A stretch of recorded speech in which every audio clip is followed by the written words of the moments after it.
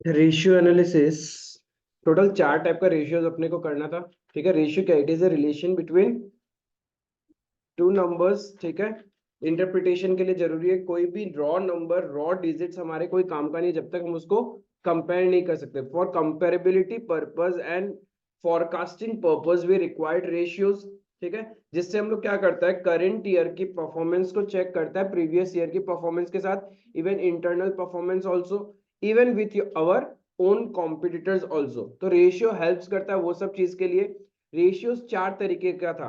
Number 1 liquidity, number 2 solvency ratio, number 3 activity ratio, number 4 profitability ratio. ठीक है, देखो अभी तक हम लोग 2 कैटेगरीज ऑफ रेशियोज कर चुका है। पहले उसको पूरा कंप्लीट रिवीजन करेगा, फिर सेकंड कैटेगरी और फर्स्ट कैटेगरी पे और थोड़ा सा क्वेश्चंस करेगा, and at the end what we will be doing third category of ratios करेगा। राइट, तो देखो फिर से एक बार बोलता हूं, 4 टाइप का रेशियोज है। Liquidity, solvency, activity, profitability. We do liquidity ratios to find out short term financial positions of the business, right? And we check solvency ratio, long term financial position, और क्या लिखा था हमने,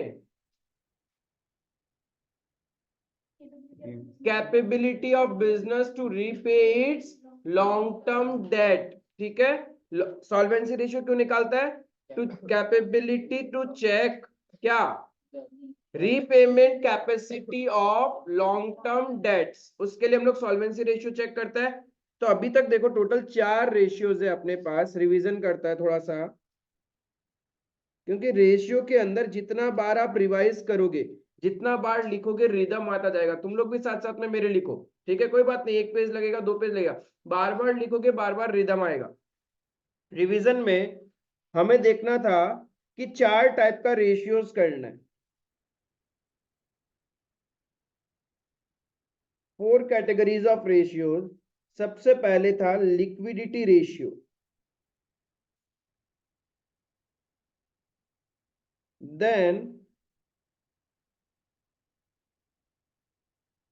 solvency ratio, then activity ratio,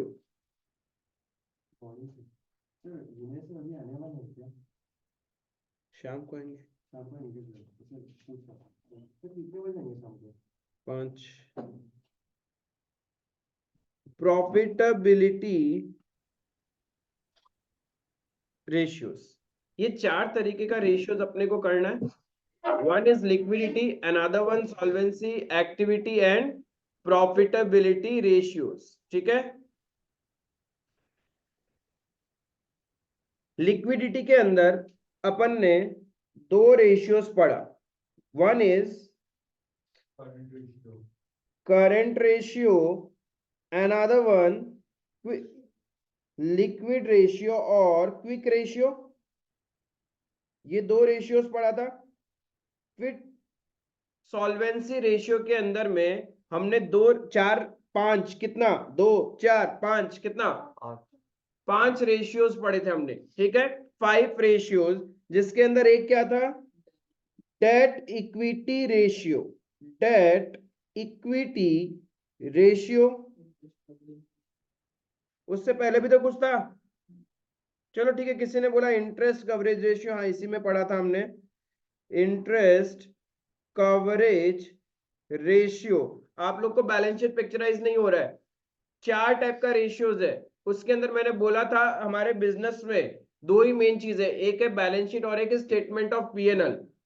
balance sheet के ऊपर ये सारे ratios है और स्टेटमेंट ऑफ पीएनएल के ऊपर ये सारा रेशियोज है। क्लियर है, फिर बैलेंस शीट में भी हमने सेग्रीगेट किया था कि करंट एसेट्स और करंट लायबिलिटीज के ऊपर इन लोग फोकस करेगा, short term financial position. Then solvency के लिए हमने क्या देखा था, नॉन करंट एसेट्स को देखा था and share holder fund and non current liabilities, उसके बारे में चेक किया था। तो उसके अंदर क्या क्या आ रहा था, एक नहीं था क्या, total assets to debt ratio, एक था टोटल एसेट्स टू, हाँ total assets to debt ratio, debt to capital employed था। Total assets to debt ratio, उसके बाद एक पढ़ा था आपने क्या, प्रोप्राइटरी रेशियो,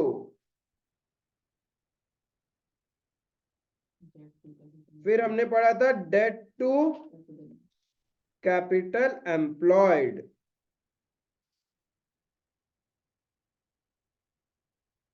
ये 7 रेशियोज अभी तक हमने पढ़े। एक बार इनको फिर से लिखते हैं कि इसके अंदर हमने पढ़ा क्या था। करंट रेशियो क्या था, current assets divided by current liability. इसका आइडियल क्या था, 2:1। करंट एसेट्स में क्या नहीं कंसीडर करना,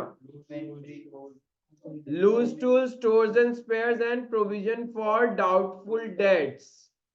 loose tools, stores and spares and provision for doubtful debts consider नहीं करना था। तो यहां पे मैं ब्रैकेट में लिख देता हूं, हमने सीखा था excludes loose tools, stores, spares and provision for bad and doubtful debts। देखो लिखने का जितना बार हाथ चलेगा उतना बार दिमाग भी चलेगा, तो लिखते रहो, कोई बात नहीं है, हमने ऑलरेडी सारा लिख रखा है, बट फिर से लिखो, रिवीजन हो जाएगा।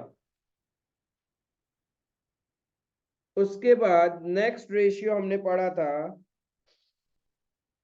क्विक रेशियो या फिर liquidity ratio, quick assets by current liabilities. इसका आइडियल क्या था, 1:1। क्विक एसेट्स कैसे निकालना है,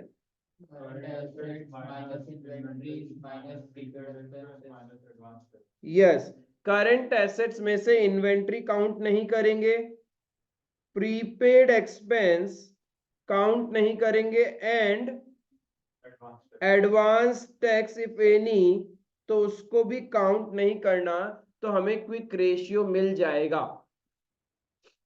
फिर इससे रिलेटेड बहुत सारा क्वेश्चंस किया था, इक्वेशन बना के सारा चीज कहानी क्लियर है। देन नेक्स्ट रेशियो हमने किया था डेट इक्विटी रेशियो। ये क्या था, debt by equity, yes, basically debt का मतलब क्या हो गया, non current liability by share holder fund, non current liability divided by share holder fund. इसका भी कुछ आइडियल था, 2:1 इसका भी आइडियल होता है, ठीक है। इफ बिजनेस में 1 रुपए का शेयर होल्डर फंड है तो 2 रुपए तक का लाइबिलिटी चलेगा, ज्यादा बढ़ने से प्रॉब्लम है, यानी बिजनेस का लॉन्ग टर्म फाइनेंशियल पोजीशन खराब है, रीपेमेंट कैपेबिलिटीज नहीं है। फिर हमने इसी के अंदर बहुत सारी चीजें बैलेंस शीट से ब्रेक डाउन करते गए थे, समझा था कि डेट मतलब नॉन करंट लाइबिलिटी है, debt means non current liability.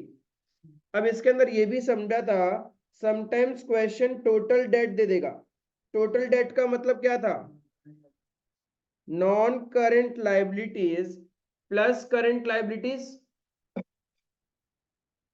ये किया था। नॉन करंट लाइबिलिटीज में क्या क्या आता है, लॉन्ग टर्म बोरोइंग्स,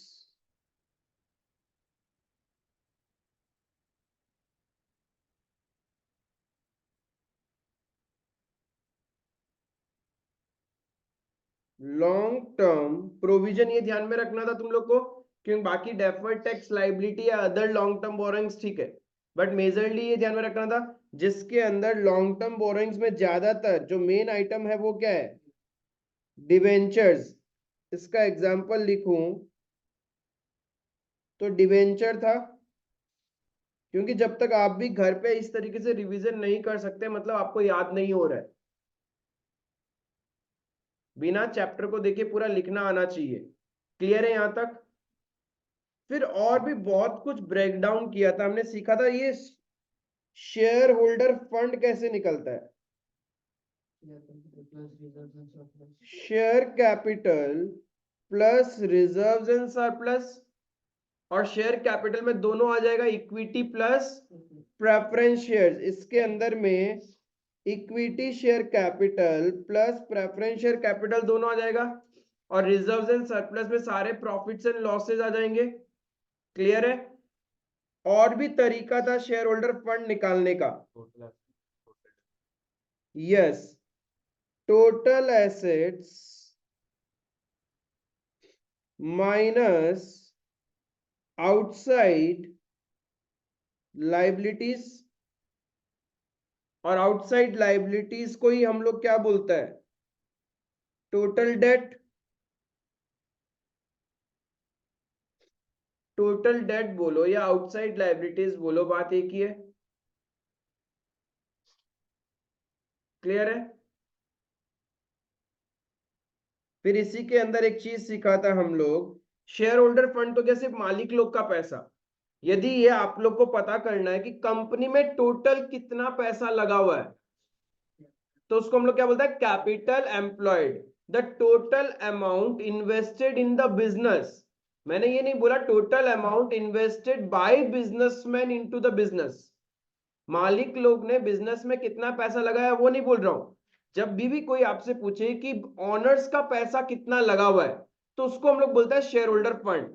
बट कोई आपसे पूछे आपके बिजनेस में टोटल कितना पैसा लगा हुआ है, दैट इज खुद का पैसा प्लस बाहर वालों का पैसा। यानी कैपिटल एम्प्लॉयड का मतलब क्या हो गया, share holder fund plus non current liabilities. ये हो गया हमारा बिजनेस में टोटल पैसा लगा हुआ है। इसको अपन ऐसे भी तो लिख सकता है, total liabilities minus current liability, total liabilities minus current liability. Balance sheet के लाइबिलिटी साइड में से एक पोर्शन हटा देंगे तो उतना ही बचेगा। क्लियर है ये चीज? कोई दिक्कत नहीं है। Even we can say total liability लिखो या टोटल एसेट्स लिखो, बात तो एक ही है। फिर एक रिलेशन हमें मिला था that total liability is always equals to total assets, क्योंकि डुअल एस्पेक्ट कंसेप्ट है। बैलेंस शीट का एक साइड का जो टोटल होगा वही तो दूसरे साइड का टोटल होने वाला है। क्लियर है? क्योंकि आप ब्रेक डाउन नहीं करोगे, आपके दिमाग को पुश नहीं करोगे कि हाँ इसके अंदर क्या हो सकता था और क्या हो सकता है और कैसे निकल सकता है, तब तक रेशियो कॉम्प्लिकेटेड लगता है। लेकिन यदि पिक्चराइजेशन है बैलेंस शीट की, सारा तो उसी में से निकल रहा है, प्लस हम प्लस माइनस करते जा रहे हैं, नथिंग मोर देन दैट। क्योंकि स्ट्रेट फॉर्मूला नहीं हो सकता, कुछ भी फिगर दे सकता है क्वेश्चन, अपने को तो पहुंचना है वहां तक। Is it clear? तो दिस वे हम लोगों ने फाइंड आउट किया था। डेट क्लियर है, इक्विटी क्लियर है, तो that was the debt equity ratio. फिर आपने लिखा अभी, और क्या था, total assets to total asset to debt ratio. ये क्या था, कैसे निकालते हैं, total asset by debt. Debt का मतलब वही नॉन करेंट लाइबिलिटी, और टोटल एसेट्स का मतलब क्या हो गया, non current assets plus current assets. तो ये हमारा टोटल एसेट्स है। क्लियर है? फिर हमने क्या सीखा था, एक सीखा था प्रोप्राइटरी रेशियो। प्रोप्राइटरी रेशियो बोले तो प्रोप्राइटर का रिलेशन प्रॉपर्टी के साथ। शेयर होल्डर फंड, प्रोप्राइटर बोले तो मालिक, और कंपनी में मालिक होते हैं शेयर होल्डर्स, तो share holder fund divided by total assets. When we say property, property में शॉर्ट टर्म और लॉन्ग टर्म दोनों आ जाता है, राइट? तो डिवाइडेड बाय टोटल एसेट्स। और अभी ऊपर हमने सब कुछ देख लिया कि शेयर होल्डर फंड कैसे निकालना है और टोटल एसेट्स कैसे निकालना है, तो एकदम इजी हो गया।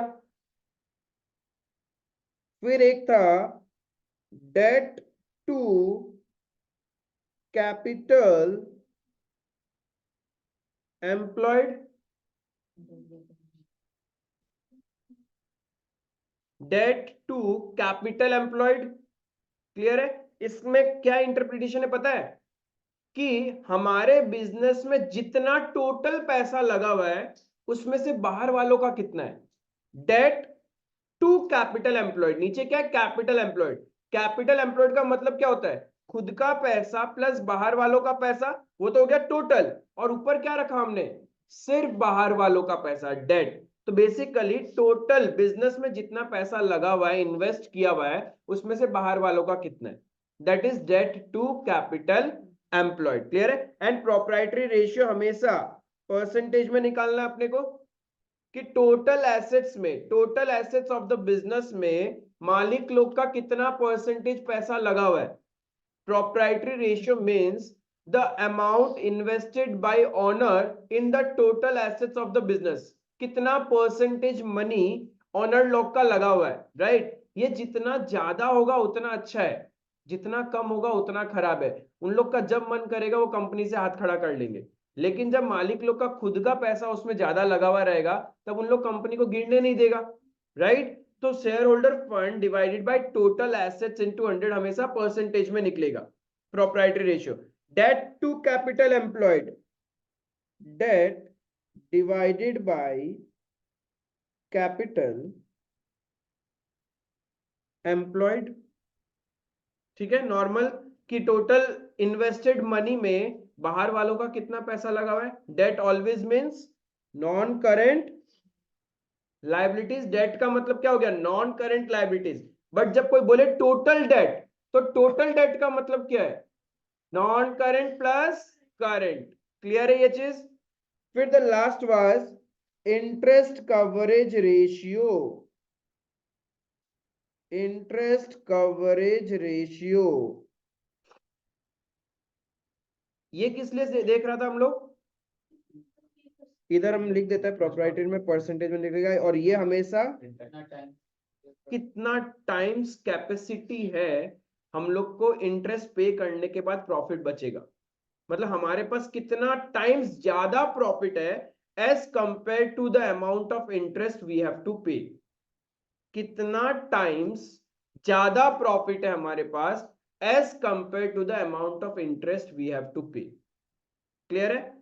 सपोज 10 रुपए का इंटरेस्ट पे करना है और आपके पास 20 रुपए का प्रॉफिट है बिफोर पेइंग इंटरेस्ट, मतलब आपके पास डबल है, डबल, दो गुना पैसा पड़ा है compare to the interest. But 2 time से कुछ नहीं होता है, क्योंकि इंटरेस्ट कब बढ़ना स्टार्ट होगा, कब आपका लाइबिलिटी बढ़ जाएगा आपको पता नहीं लगता। तो नॉर्मली 7 to 8 टाइम्स इंटरेस्ट देने से पहले इंटरेस्ट का 7 to 8 टाइम्स प्रॉफिट आपके पास होना चाहिए।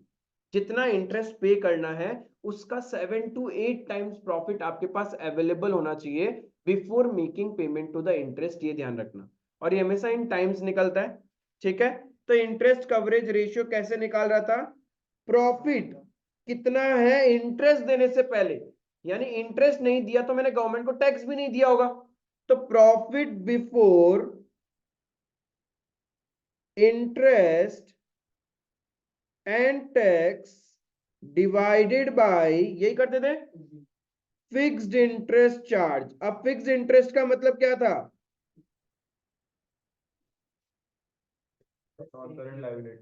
Interest on long term borrowings,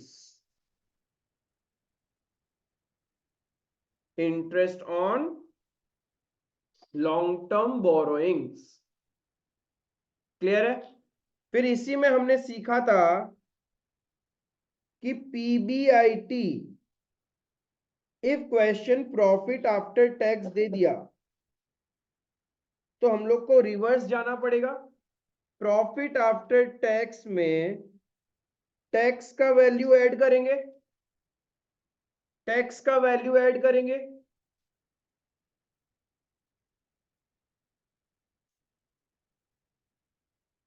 ये कैसे निकालते हैं, profit after tax divided bye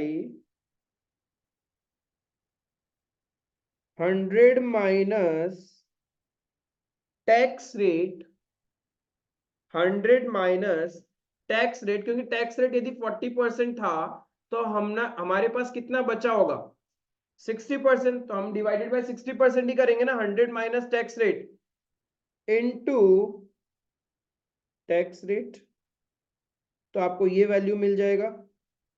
तो we will be getting profit before tax but after interest. अब इसमें वापस इंटरेस्ट ऐड बैक कर देंगे, तो we will have profit before interest and tax.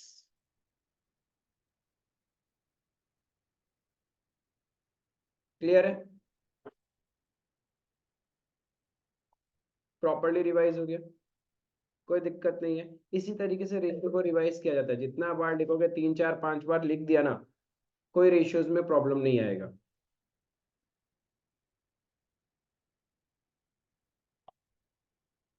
अब मुझे ये बताओ कि कोई होमवर्क के क्वेश्चंस में आपको डाउट?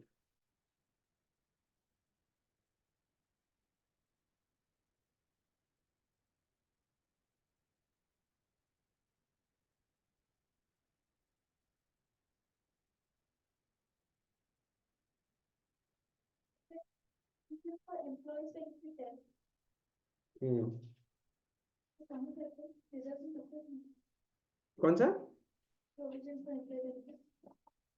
लॉन्ग टर्म प्रोविजंस है, नॉन करंट लायबिलिटीज में जाता है। देखो फाइनेंशियल, जब ये कंफ्यूजन फाइनेंशियल स्टेटमेंट्स वाला चैप्टर में मैंने लॉन्ग टर्म प्रोविजंस के एग्जांपल दिखाए थे, उसमें था provision related to employee benefits, तो ये लॉन्ग टर्म प्रोविजंस में जाएगा under non current liabilities.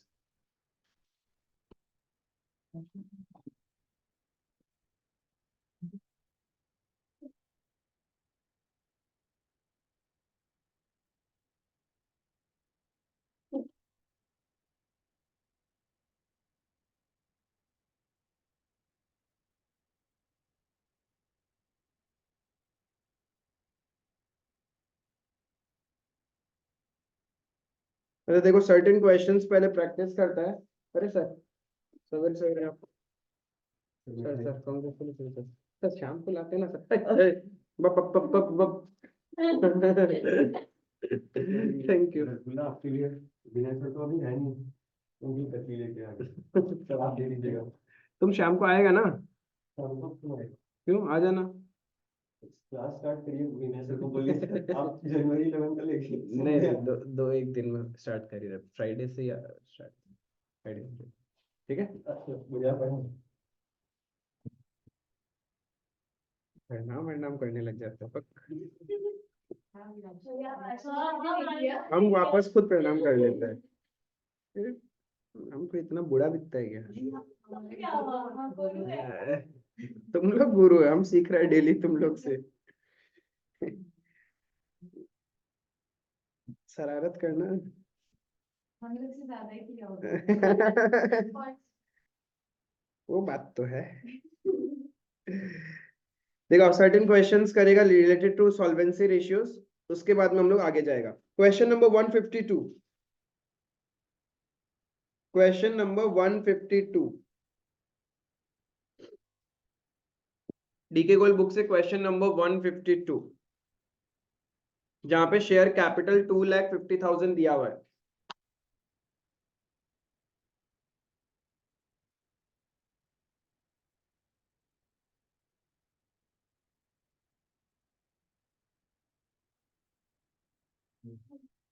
From the following information calculate debt equity ratio, right?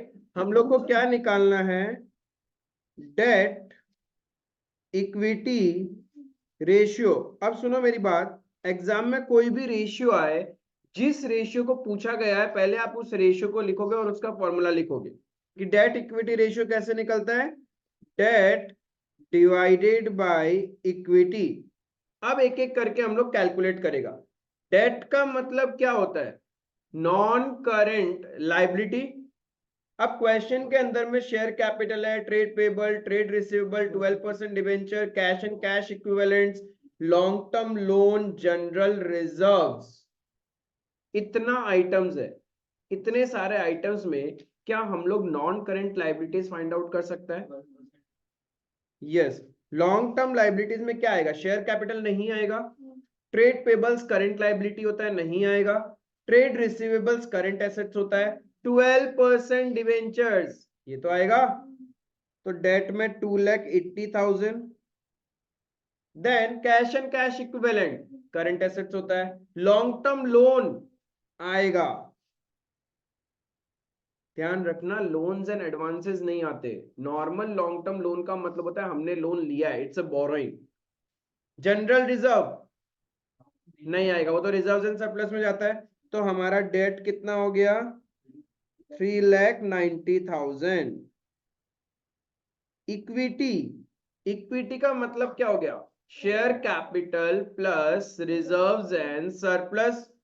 तो शेयर कैपिटल आएगा, ऊपर में दिया हुआ है 2,50,000। फिर रिजर्व्स एंड सरप्लस में क्या आएगा? सिर्फ जनरल रिजर्व, और तो कुछ है नहीं। तो 2,75,000 इक्विटी हो गया। Therefore, debt equity ratio is equals to 3,90,000 divided by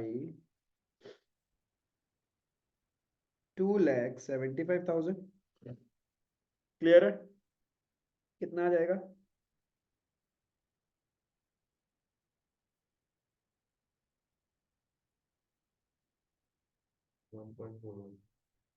1.41। आगे थर्ड डेसिमल क्या है? 8। हाँ, 1.42:1।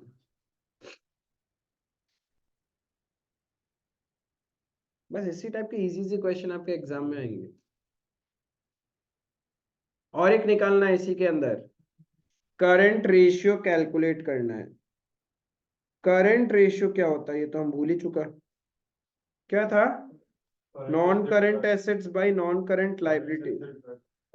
Current assets by current liabilities क्या? ओ, हम कैसे भूल गया? फिर हो जाता है गलती, उम्र का तकाजा है। करंट एसेट्स में क्या क्या आएगा? ट्रेड पेबल्स, एक ही बात है ना, दोनों 60-60 हजार है। ट्रेड पेबल्स लेता है, रिसीवेबल्स ही आएगा क्या? Okay, trade receivables, cash and cash equivalents, और तो कुछ नहीं आएगा। तो करंट एसेट्स हो गया 90,000। करंट लाइबिलिटीज सिर्फ एक ही है, 60,000। तो देयरफॉर करंट रेशियो हो गया 90,000 डिवाइडेड बाय 60,000। 2.5:1। 2.5 या 1.5? How come 2? 2 आ ही नहीं सकता। अच्छा, 1.5। ये राजा ज्ञान चल सी बाया। के साथ बैठ तो इनके साथ बैठ के तो मेमोरी शार्प होना चाहिए। सबका हो गया? जस्ट नेक्स्ट क्वेश्चन करेंगे जहां पे डेट इक्विटी रेशियो निकालना है। तो उतना ही तो लिखा,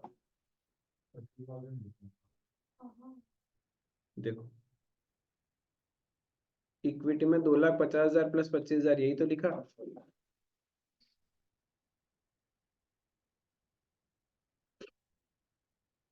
क्लियर है सबको? किसी को डाउट? नहीं डाउट तो चलो 153 में नेक्स्ट क्वेश्चन। बड़े प्यार प्यार से रेशियो खत्म कर देंगे। निकालना क्या क्या है? एक निकालना है debt equity ratio, that is debt by equity. तो सबसे पहले हमें क्या चाहिए? डेट चाहिए। डेट में इक्विटी शेयर कैपिटल आएगा, general reserve, securities premium, PNL balance, 10% debentures आएगा, आएगा, आएगा। Loan from industrial development bank of India आएगा। जब लोन के बारे में कुछ नहीं बोल रहा है मतलब वो लॉन्ग टर्म है। Current liabilities, non current assets, current assets नहीं आएगा, हो गया, डेट खत्म। छी छी भैया, कितना डरा था, रेशियो ऐसा होता है वैसा होता है, इतना मैथ्स है, कुछ है ही नहीं। मारना सीनियर लोग को जो डरा है। इक्विटी में क्या होता है? Share holder fund, right?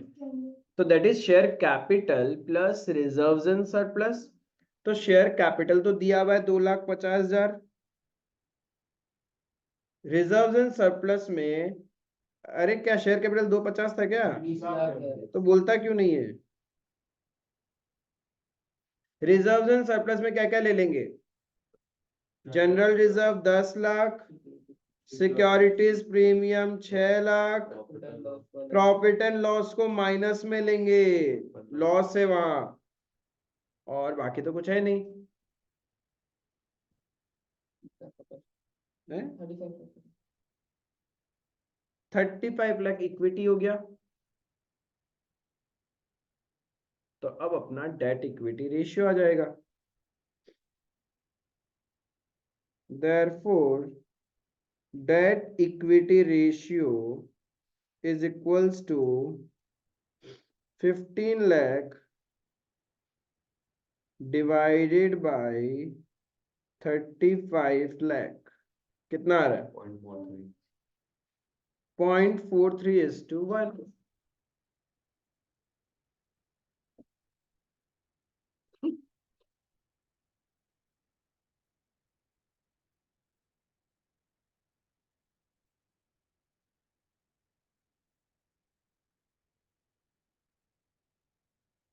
और एक कैलकुलेट करना है अपने को,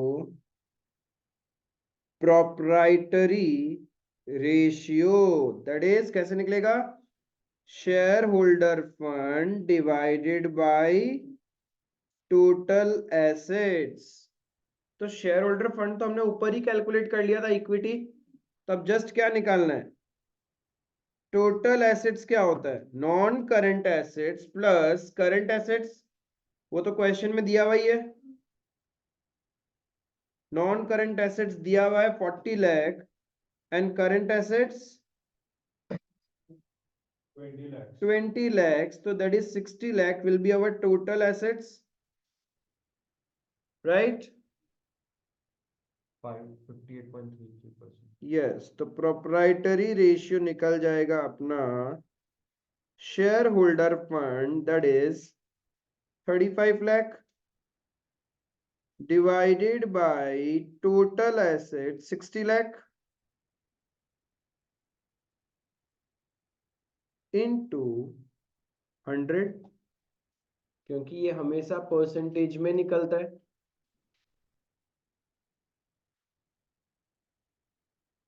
कितना आ रहा है? मस्त आंसर देखा है रे। 58.3333333333%। जस्ट नेक्स्ट करो, 1 2 3 4 क्वेश्चंस और करना है, देन हम लोग नेक्स्ट रेशियोज डिस्कस करेगा। 154 करो, 154, जहां पे आपको करंट रेशियो निकालना है, क्विक रेशियो निकालना है, डेट इक्विटी रेशियो निकालना है और प्रोप्राइटरी रेशियो निकालना है। 4 रेशियोज आपको कैलकुलेट करने हैं।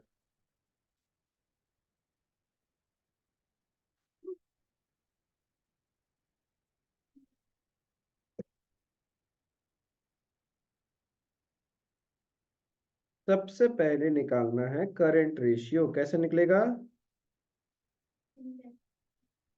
Current assets by current liabilities. Current assets चाहिए चाहिए चाहिए, दिया हुआ नहीं है, दिया हुआ नहीं है, क्या करूं क्या करूं? हम लिक्विड एसेट से करंट एसेट्स निकाल सकते हैं क्या? लिक्विड एसेट्स का मतलब था current assets minus inventory minus prepaid expense, right. Liquid assets question में दिया हुआ है कितना, करंट एसेट्स तो हमें नहीं पता, इन्वेंट्री पता है 30,000 और प्रीपेड एक्सपेंस है 2,000। देयरफॉर करंट एसेट्स कितना हो जाएगा 82,000।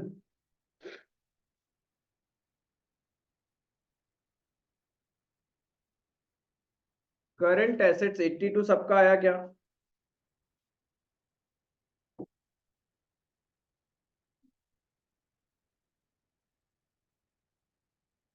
इफ करंट एसेट्स आप लोगों का 82 आ चुका है तो करंट लायबिलिटीज तो क्वेश्चन में दिया हुआ है 40,000।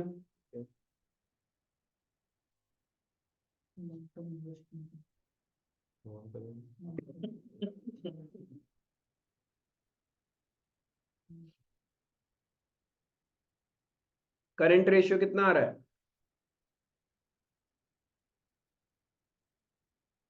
बोलो मेरे नन्हे मुन्ने बच्चों। भैया एक चीज पूछना है, ये प्रोप्राइटरी रेशियो को परसेंटेज में दिखाना जरूरी है क्या? अच्छा, ठीक है। बिल्कुल जरूरी है।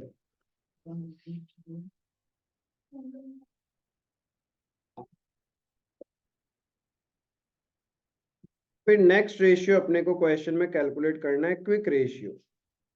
तो वो होता है quick assets by current liabilities. Quick assets question में दिया हुआ है 50,000, करंट लायबिलिटीज है 40,000।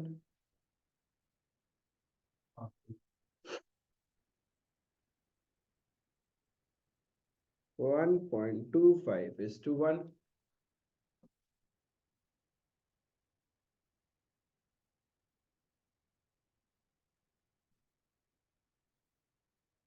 फिर आपको कैलकुलेट करना है debt equity ratio, that is debt by equity. Debt calculate करना पड़ेगा।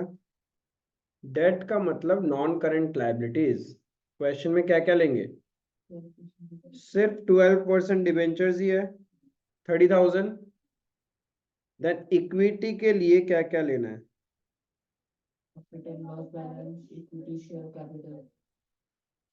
बस ये दो ही लेंगे।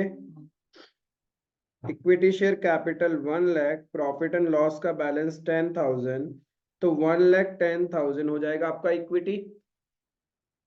तो देयरफॉर डेट इक्विटी रेशियो कितना हो गया, debt is your 30,000, equity is 1,10,000, तो कितना आ रहा है 0.27:1।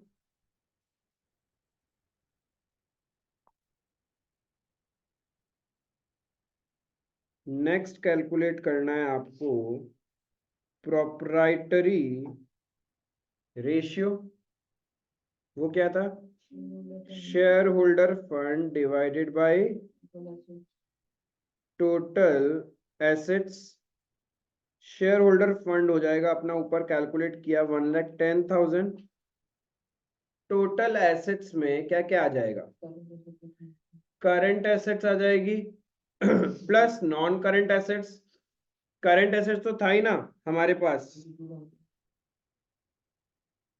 Total asset means current plus non current. Current assets हमने करंट रेशियो के लिए निकाला था, that is 82,000। Non current assets question में कहाँ है, क्या है, long term investment, property, plant and equipment.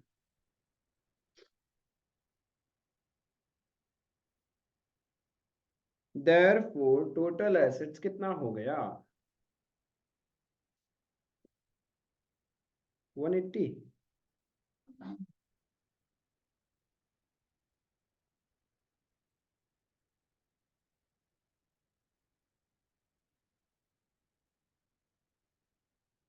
Into 100 कितना परसेंटेज आ रहा है?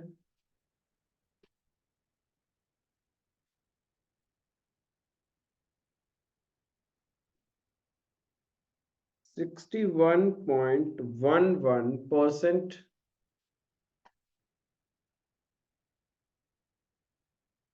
सबको क्लियर है? सॉल्व कर पा रहा है? कोई इश्यू नहीं है? जस्ट नेक्स्ट क्वेश्चन करो 155। सेल्फ ट्राई करो।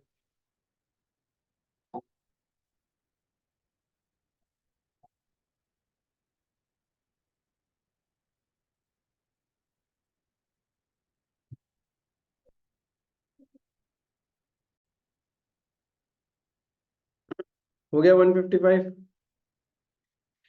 Total assets to debt ratio चाहिए था, यानी टोटल एसेट्स मतलब non current plus current assets, debt मतलब नॉन करंट लाइबिलिटीज। तो हमारे पास क्वेश्चन में नॉन करंट इन्वेस्टमेंट्स है, करंट एसेट्स है, प्रॉपर्टी प्लांट एंड इक्विपमेंट है। इन तीनों को प्लस करेंगे तो टोटल एसेट्स आ जाएगा। अब डेट कैसे निकालें?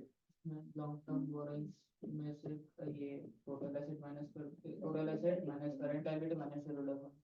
यस, इस क्वेश्चन के अंदर में नॉन करंट लायबिलिटीज डायरेक्ट नहीं दिया हुआ था। सबसे पहले आप लोगों ने टोटल एसेट्स कैलकुलेट किया होगा। 155 के अंदर में टोटल एसेट्स आप लोगों ने कैलकुलेट किया होगा, that is property plant and equipment 12 lakh, property plant and equipment 12 lakh, non current investments 1,50,000 and current assets 1,90,000। तो आप लोग को मिल गया 15,40,000। But the problem is that हमें चाहिए total assets to debt. Debt का मतलब होता है नॉन करंट लाइबिलिटीज, वो है नहीं, टोटल एसेट्स पता है। दैट मीन्स टोटल एसेट्स पता है, इसका मतलब हमें टोटल लाइबिलिटीज पता है। तो टोटल लाइबिलिटीज भी 15,40,000 होगा। तो कहना इससे टोटल लाइबिलिटीज का मतलब क्या होता है? Share holder fund plus non current liabilities plus current liabilities, and total liabilities value is 15,40,000। Share holder fund अपन निकाल सकता है share capital plus reserves and surplus. Question में शेयर कैपिटल दिया हुआ इक्विटी प्लस प्रेफरेंस 9 लाख हो जाएगा।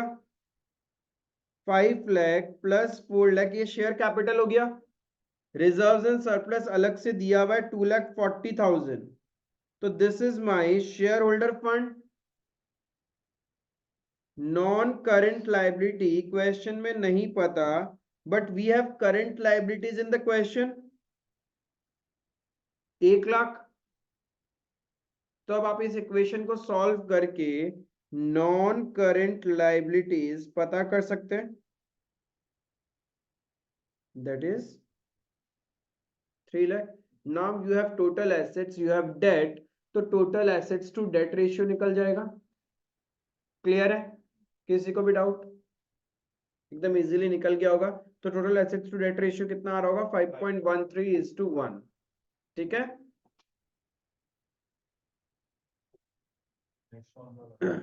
उसी का नेक्स्ट 156 करेंगे। दो क्वेश्चन हमारे 156 and 157। Then we will move towards activity ratios. Activity ratios देखो 156 में क्या बोल रहा है? Assume that debt to equity ratio is 0.5:1। Debt to equity कितना दिया हुआ है? 0.5:1। यानी कहना इससे डेट है मेरा 2 लाख रुपए, तो इक्विटी कितना रहा होगा?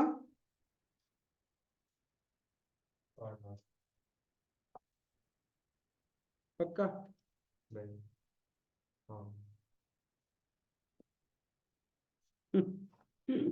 नहीं, तभी तो आएगा अपना 0.5:1। अरे भाई, इक्विटी 1 रुपए है तो डेट तो हाफ ही है, मतलब जितना आपका डेट है उसका डबल इक्विटी है। That is debt on equity. तो ये हाइपोथेटिकली हमने एग्जांपल ले लिया कि डेट सपोज 2 लाख है और इक्विटी 4 लाख है। अब आपसे क्वेश्चन पूछ रहे हैं कि बताओ कि फॉलोइंग ट्रांजैक्शंस में रेशियो इंक्रीज होगा, डिक्रीज होगा या नो चेंज होगा, राइट। सबसे पहले बोला है issue of preference shares for cash. Preference share issue करने से इक्विटी तो बढ़ जाएगा, लेकिन डेट पे कोई असर नहीं पड़ेगा, बिकॉज कैश तो करंट एसेट्स में जाता है।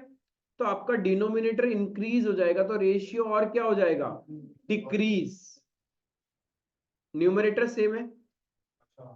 न्यूमरेटर देखो ना, नंबर 1 के अंदर बोला प्रेफरेंस शेयर्स, अपने पास है 2 लाख बाय 4 लाख, राइट। अब प्रेफरेंस शेयर सपोज इश्यू किया 1 लाख का, तो डेट पे तो कोई असर नहीं आएगा ना, तो रेशियो क्या होने वाला है अपना, डिक्रीज। तो रेशियो डिक्रीज होगा। नेक्स्ट बताओ आप लोग, issue of debentures for cash. Increase होगा। Yes, issue of debenture for cash का मतलब है डेट बढ़ जाएगा, इक्विटी में नो इंपैक्ट। डेट इंक्रीज होगा, इक्विटी में नो इंपैक्ट, इक्विटी उतना ही रहेगा, तो रेशियो क्या बढ़ेगा अपना, इंक्रीज होगा। जिसको भी नहीं समझ में आए पूछ लेना, क्लियर है। इसमें कोई रट्टाफिकेशन नाम का चीज नहीं है कि ये ट्रांजेक्शन में डिक्रीज हो रहा है, इंक्रीज हो रहा है, या फिर एग्जाम में बैठे पहला डिक्रीज आया फिर इंक्रीज आया तो नेक्स्ट डिक्रीज फिर इंक्रीज, या फिर decrease decrease decrease increase increase increase, वो सब कुछ नहीं होता। बचपन में होता था true false true false true, ये तो ट्रू ही होगा, ऐसे नहीं होता है। इश्यू ऑफ बोनस शेयर्स, हाँ, इश्यू ऑफ बोनस शेयर्स, पक्का। क्या इंपैक्ट होगा मुझे ये बताओ accounting point of view, bonus share issue करने से तुम्हारा। बोनस शेयर्स देने से पहला बात है कोई कैश आता ही नहीं है, फ्री में देते हैं हम लोग, out of our business profit. Bonus का मतलब क्या होता है, फोकट में। बोनस भी दे रहा है और सामने वाले से पैसा ले रहे, तो कैसा बोनस है, राइट। तो तुम्हारा डेट था 2 लाख, इक्विटी 4 लाख। अब सपोज तुमने 1 लाख रुपए के बोनस शेयर्स दिए, तो 1 लाख का इक्विटी इंक्रीज हो जाएगा, लेकिन बोनस तो तुम अपना प्रॉफिट से ही बांटता है, तो 1 लाख से प्रॉफिट भी कम हो जाएगा तुम्हारा, उसका इंपैक्ट भी तो रिजर्व्स एंड सरप्लस में आएगा। No change. आया समझ में, क्लियर है। इसीलिए हर ट्रांजेक्शन को समझना जरूरी है। ऐसे बोनस इशू से लग रहा है अच्छा इशू किया तो इक्विटी बढ़ रहा है, दूसरा इंपैक्ट कैश में जा रहा होगा, नहीं, कैश तो आ ही नहीं रहा है बिजनेस में, तो हम लोग का क्या हो रहा है, प्रॉफिट्स कम हो रहे हैं। जब भी आप बिजनेस में बोनस दे रहे हो, दैट मीन्स आप अपने प्रॉफिट्स को कम, it is just like a dividend, जब हम बांटते हैं तो डिविडेंड प्रॉफिट से बढ़ता है ना, सिमिलरली बोनस भी प्रॉफिट से ही जाएगा।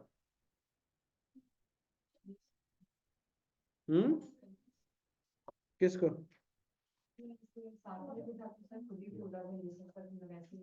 हाँ। नेक्स्ट है repayment of long term borrowings. Long term borrowings का रीपे कर दिया यानी डेट कम हो जाएगा, इक्विटी में नो इंपैक्ट, इक्विटी में नो इंपैक्ट, कैश जा रहा है, कैश से हमें लेना देना नहीं अभी, तो रेशियो क्या होगा, डिनोमिनेटर कांस्टेंट है, न्यूमरेटर डिक्रीज हो रहा है। रेशियो ऊपर में 2 लाख था, नीचे 4 लाख, अब ऊपर वाला वैल्यू कम हो रहा है, तो रेशियो इंक्रीज होगा ना, डिक्रीज कैसे हो रहा है।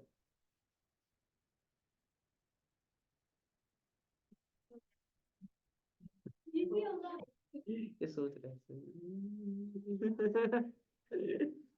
यस डिक्रीज, समझा है। देखो 2 लाख बाय 4 लाख था, right.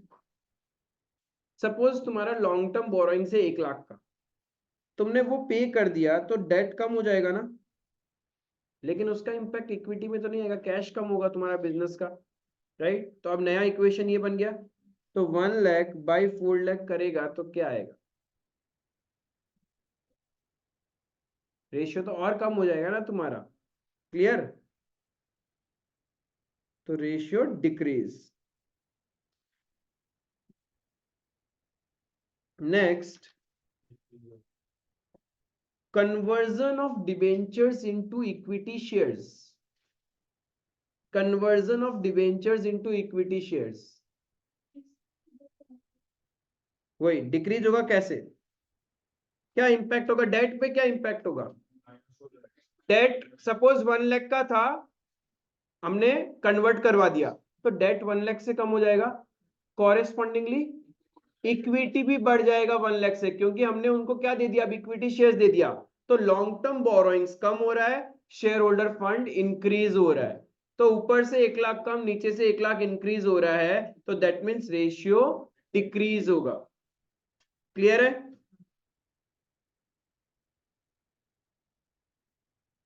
Next, purchase of a non current asset for cash. Non current assets का ना डेट पे इंपैक्ट होता है ना इक्विटी पे होता है, और कैश का भी दोनों ही नहीं होता है, तो नो चेंज।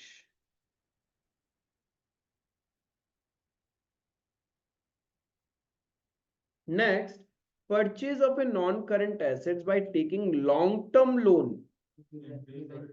तो लॉन्ग टर्म लोन बढ़ जाएगा, तुम्हारा डेट बढ़ जाएगा, इक्विटी इंटैक्ट रहेगा, तो रेशियो क्या हो जाएगा, इंक्रीज। वही तो चाहिए, वही तो समझना था। Sale of non current assets, book value 5 lakh for 4 lakh.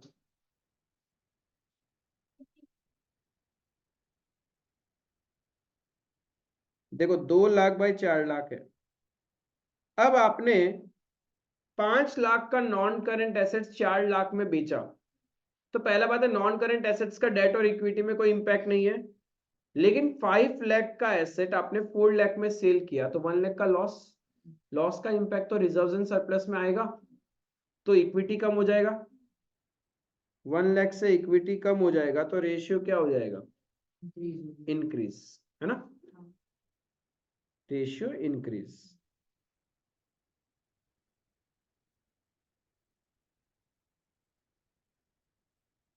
Nine,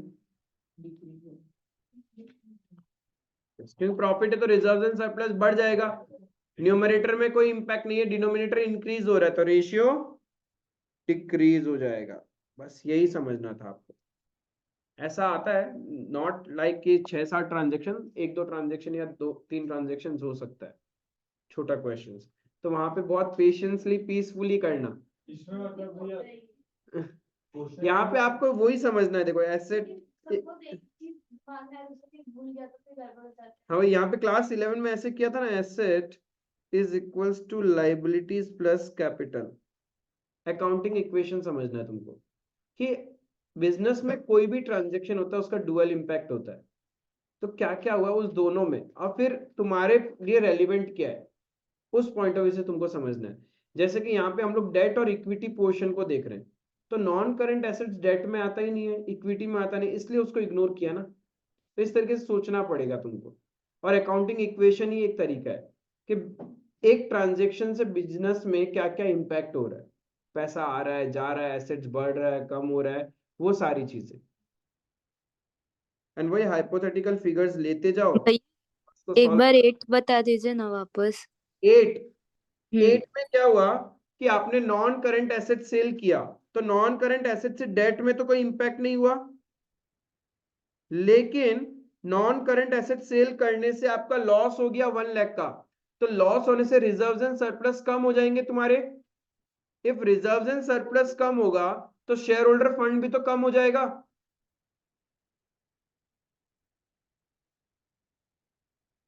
तो your new equation will be 2/3, तो रेशियो क्या होगा अब 0.6 टू समथिंग आएगा ना,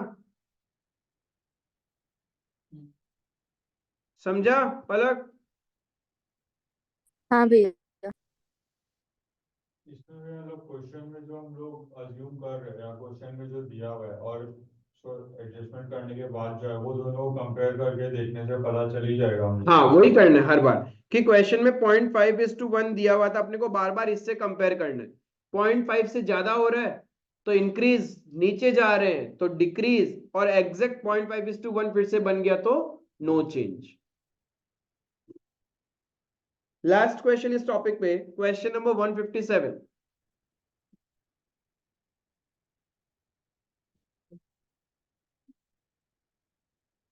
क्या कैलकुलेट करना है, इंटरेस्ट कवरेज रेशियो। कैसे निकालते हैं? Profit before interest and tax divided by Fixed interest charge. Fixed interest charge.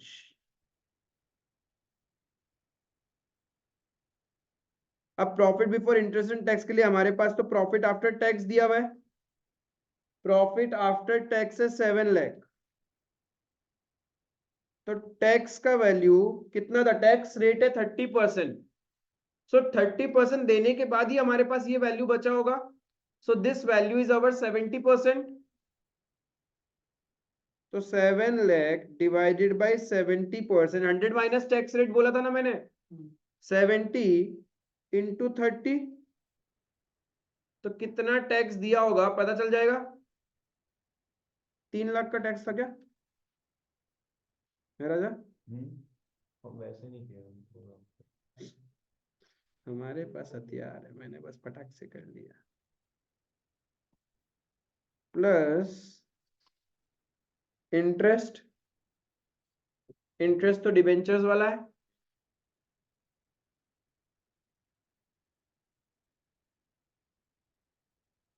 तो ये आ गया profit before interest and tax 11,20,000।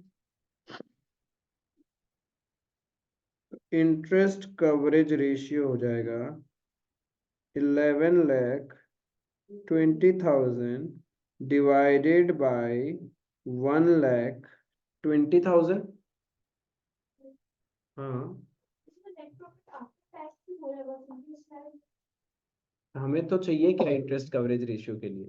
After tax कैसे पहुंचे होंगे हम लोग? टैक्स देके और इंटरेस्ट पेमेंट करने के बाद ही पहुंचे होंगे ना। इंटरेस्ट कवरेज रेशियो के लिए आपको क्या चाहिए? Profit before interest and tax.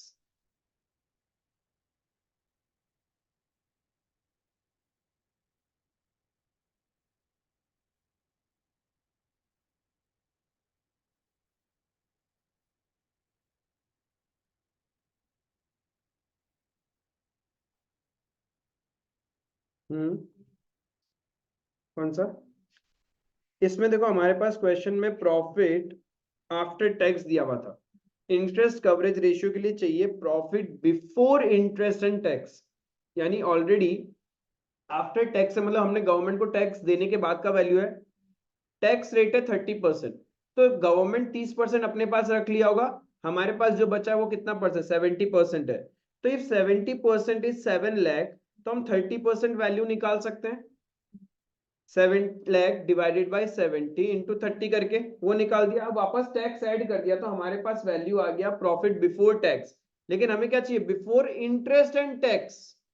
तो प्रॉफिट बिफोर टैक्स है, मतलब ऑलरेडी इंटरेस्ट माइनस हो चुका है, तो हमें इंटरेस्ट भी एड बैक करना पड़ेगा। और इंटरेस्ट का मतलब होता है interest on long term borrowings. और क्वेश्चन में लॉन्ग टर्म बोरोइंग्स क्या था? डिबेंचर्स। तो डिबेंचर्स पे जितना इंटरेस्ट बना उसको वापस एड बैक कर दिया, तो हमारे पास आ गया profit before interest and tax. Clear है? भैया इसके बाद टाइम्स लिखना जरूरी है ना? हाँ,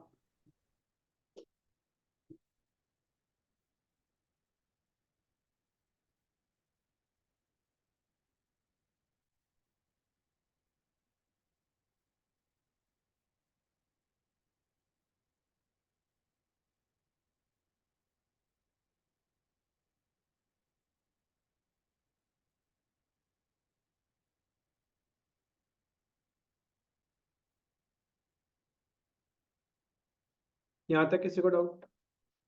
सो we are covered with liquidity ratios and solvency ratios. Liquidity के अंदर 2 रेशियो सीखा था और सॉल्वेंसी रेशियोज में 5 रेशियोज। क्लियर है?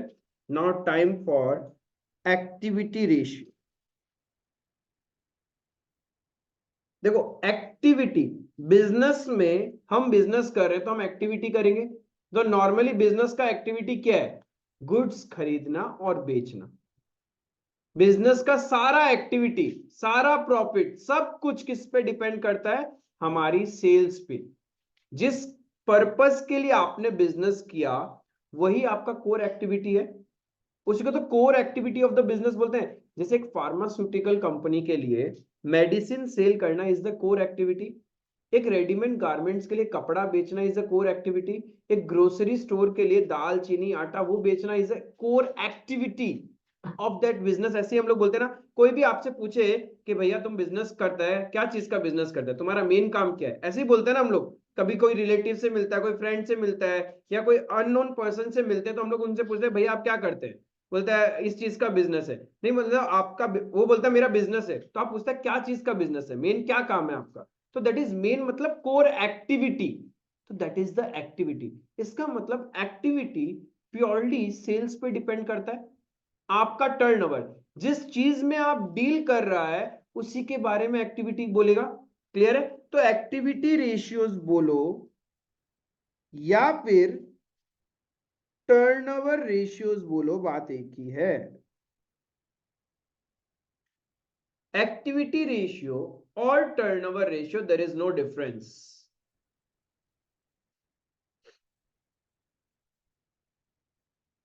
तीन रेशियोज आज ब्रेक डाउन करेंगे, फिर उस पे क्वेश्चंस, टाइम परमिट करेगा तो क्वेश्चंस करेंगे, एंड देन फिर तीन रेशियोज ब्रेक डाउन करेंगे, उस पे क्वेश्चंस करेंगे। टोटल यहां पे भी आपको 6 रेशियोज मिलने वाले। एक्टिविटी टर्नओवर, टर्नओवर को हम लोग बोलता है activity, right.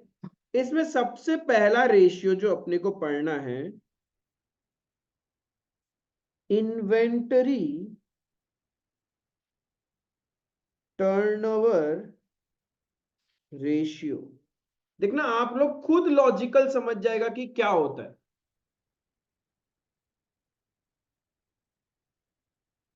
Inventory turnover ratio, इसका मतलब लिखना मत, अब मत लिखना तुम लोग क्योंकि मैं काट दूंगा। इन्वेंट्री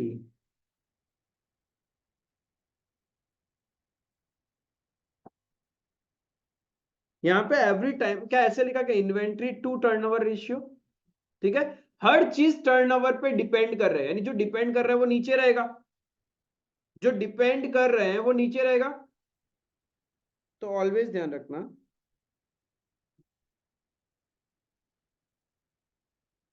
टर्नओवर और डिपेंड इस पे क्या कर रहा है, इन्वेंट्री। तो टर्नओवर अपॉन इन्वेंट्री, ऐसा है ना।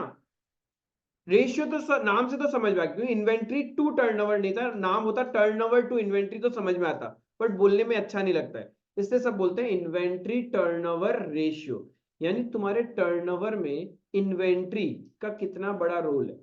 बिकॉज जब आप बिजनेस में सेल करते हो, इफ आपके पास अच्छा स्टॉकिंग नहीं है, इन्वेंट्री में गुड्स नहीं है, तो बिजनेस अच्छे से नहीं चलेगा, और गुड्स बहुत लंबे टाइम से है तभी भी बिजनेस अच्छे से नहीं चलता। इन्वेंट्री फटाफट मूव करना चाहिए। आपने खरीदा, बिक गया, खरीदा, बिक गया, मतलब रोटेशन ऑफ इन्वेंट्री फास्ट होना चाहिए। ऐसा नहीं भाई आपने खरीदा 6 महीना 8 महीना 1 साल तक वो गुड्स बिक ही नहीं रहे, तब तो इन्वेंट्री टर्नओवर रेशियो खराब आएगा, क्योंकि वो आपका इन्वेंट्री टर्नओवर में कन्वर्ट ही नहीं हो रहा है। इन्वेंट्री टर्नओवर का मतलब है जो आपके बिजनेस में गुड्स है वो कितना फटाफट टर्नओवर में कन्वर्ट हो रहा है। टर्नओवर मतलब सेल्स, राइट। अब देखो, इन्वेंट्री टर्नओवर का नॉर्मल मीनिंग होता है सेल्स, एकदम लेमन लैंग्वेज में बोलो तो सेल्स। इन्वेंट्री का मतलब क्या होता है, स्टॉक, राइट। इन्वेंट्री का मतलब होता है स्टॉक, बट स्टॉक तो दो होता है, ओपनिंग स्टॉक, क्लोजिंग स्टॉक, ये दो होता है ना। एंड एक बात बताओ, प्रूडेंस क्या बोलता है? As per the prudence concept, closing stock is valued at cost और net realisable value whichever is lower. हम लोग हमेशा बिजनेस में इन्वेंट्री को कॉस्ट पे ही नॉर्मली शो करते हैं। क्लियर है? तो ये वाला पार्ट होता है कॉस्ट पे। इन्वेंट्री शोन एट कॉस्ट और NRV which ever is lower, lower का मतलब कॉस्ट, ठीक है, कॉस्ट पे। सेल्स का मतलब क्या? वो तो सेलिंग प्राइस हो गया। सेल्स का मतलब तो सेलिंग प्राइस हो गया, मतलब इसमें प्रॉफिट लगा हुआ है। तो बार बार हमने सीखा है GP percentage on cost on sales में कि जब इनवर्स रिलेशन होता है तो हम लोग कंपेयर नहीं कर सकते। एक तरफ प्रॉफिट लगा हुआ है और नीचे जो है उसमें प्रॉफिट नहीं लगा हुआ, क्या ये रिलेशन सही है क्या? ये सेलिंग प्राइस है और ये कॉस्ट है, क्या ये रिलेशन सही है? बिल्कुल भी नहीं है ना। तो हमें क्या करना है, इसको तो हम सेलिंग प्राइस में कन्वर्ट नहीं कर सकते क्योंकि अभी तक ये बिका ही नहीं है, लेकिन क्या इसको कॉस्ट पे लेके आ सकते हैं क्या? सेल्स को तो कॉस्ट पे ला सकते हो ना, उसमें से ग्रॉस प्रॉफिट हटा दो। आई बात समझ में? क्लियर है? इसीलिए व्हेन जब फॉर्मूला बना तो उन्होंने क्या किया, सेल्स नहीं कंसीडर किया। क्यों नहीं किया?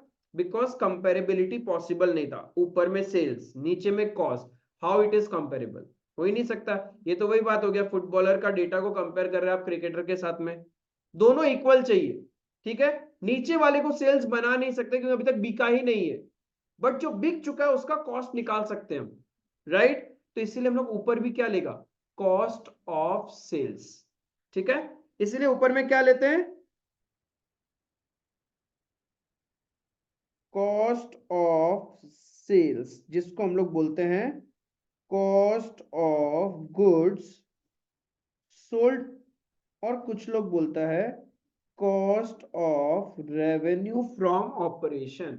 Y revenue from operation? Schedule 3 के अंदर स्टेटमेंट ऑफ पीएनएल पढ़ा था, तो उसमें सबसे पहला आइटम इनकम में क्या था, रेवेन्यू फ्रॉम ऑपरेशन, एंड दूसरा था अदर इनकम। इसीलिए इसको बोला जाता है revenue from operation. Because companies में जब अपन फाइनेंशियल स्टेटमेंट बनाता है तो सेल्स नहीं बोलता, हम लोग क्या बोलता है, रेवेन्यू फ्रॉम ऑपरेशन। तो उसका कॉस्ट ही तो निकाल रहा है, बेसिकली घूम फिरा के सेल्स का ही तो कॉस्ट निकालना है। Is it? ऊपर वाला फंडा क्लियर है कि फॉर्मूले में ऊपर में कॉस्ट क्यों आ रहा है, कि टर्नओवर भैया लेना तो सेल्स चाहिए ना, बट हम लोग सेल्स नहीं लेगा, क्या लेगा, कॉस्ट ऑफ सेल्स लेगा। Is it clear? अब नीचे भी पंगा है, नीचे तो भैया कॉस्ट ही है ना, सीधा सीधा ले लो, नीचे तो सीधा सीधा ले लो, लेकिन कौन सा लूं, ये लूं या ये लूं, झगड़ा। ये बोलेगा मुझे लो, ये बोलेगा मुझे लो, अब तो कंफ्यूजन हो गया। तो व्हाट वी शुड डू, पूरे साल भर में इसी के बीच में तो इन्वेंट्री आया और गया है, average, we will consider average of the two, ठीक है। क्लोजिंग चेंज इन इन्वेंट्री नहीं लेंगे क्योंकि फिर तो बीच का गायब हो जाएंगे transaction. We will be considering average. जब दो के बीच में झगड़ा है तो हम लोग क्या करेंगे, भाई तुम दोनों को ही कंसिडर कर लेते हैं, तुम में से थोड़ा ले लेंगे और तुम में से थोड़ा ले लेंगे। So we will consider average inventory. आया समझ में? क्लियर है? भैया हम लोग क्लोजिंग क्यों नहीं लेगा? बिकॉज क्लोजिंग लेने से, क्लोजिंग इन्वेंट्री क्या है, दैट इन्वेंट्री जो तुम्हारे बिजनेस में पड़ा हुआ है, लेकिन ओवर द पीरियड जो तुमने खरीदा बेचा, उसका कहानी क्या होगा। इन्वेंट्री टर्नओवर का मतलब होता है तुम्हारा वो इन्वेंट्री जो कितना फटाफट टर्नओवर में कन्वर्ट हुआ, वो तो कहीं ना कहीं ओपनिंग और क्लोजिंग के बीच में जितना आया गया वही वाला कहानी है ना। इसीलिए भी कंसीडर एवरेज इन्वेंट्री। क्लोजिंग तो कन्वर्ट ही नहीं हुआ टर्नओवर में, वो तो अभी भी तुम्हारे बिजनेस में है,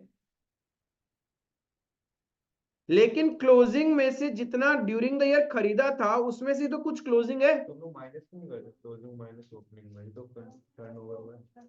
नहीं, अरे तो बीच में परचेज कहां गया फिर, परचेज नहीं आएगा ना, एवरेजिंग करने से सब कुछ आ रहा है, इसीलिए हम लोग एवरेजिंग लेते हैं, एवरेज इन्वेंट्री। ऊपर वाला कॉस्ट ऑफ आरएफओ तो क्या है? वो अभी बताया था ना कि नीचे में कॉस्ट है, ये वाला कॉस्ट है, तो ऊपर भी कॉस्ट चाहिए, तो हमने सेल्स को क्या किया, कन्वर्ट कर दिया कॉस्ट में, cost of revenue from operation. Sales को ही रेवेन्यू फ्रॉम ऑपरेशन बोलते हैं, उसका कॉस्ट निकाल लेंगे। समझ में आया इन्वेंट्री टर्नओवर रेशियो का फॉर्मूला लॉजिकली, ठीक है। एक्टिविटी मतलब एवरीथिंग डिपेंड्स अपॉन टर्नओवर, तो हमेशा टर्नओवर ऊपर रहेगा, ठीक है। अब यहाँ पे सिंस इन्वेंट्री कॉस्ट पे होता है तो we will also consider turnover at cost, तो हम लोग लेगा cost of goods sold. Clear है? कोई दिक्कत नहीं है? एवरेज इन्वेंट्री वाला चीज भी क्लियर है?